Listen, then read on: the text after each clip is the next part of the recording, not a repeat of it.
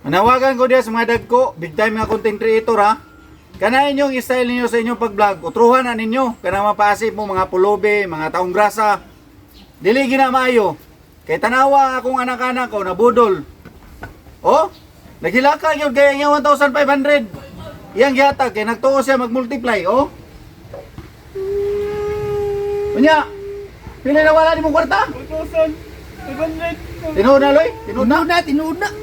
Ngayon sa man tong 1,500 niya, nga gisulti niya sa imo, para asa man daw to? Gatuo man gud siya og vlogger to Doyens. Unya? Katong ni Duol sa iya ba, di gihatag niya yang 1.5. Bayaran ra ba tong motor? Gatuo man siya kay abi man yag mag 30 mil kay vlogger kuno, vlogger. Di iyang gihatag. Pastilan lagi, ha? Bitay na ang motor ni mo no, ma. Embargo na. Isumbong, nakatimaan ka ato.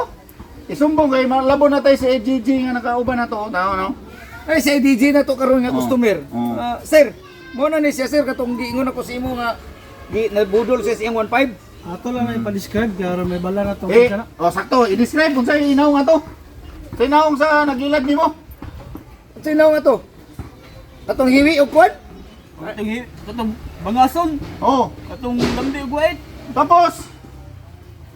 Di magmata? O si magbili mata. Wa man nilain, ikaw ro man na. Sano ni? Tano. Ikaw man. Ikaw man na yung mag-describe.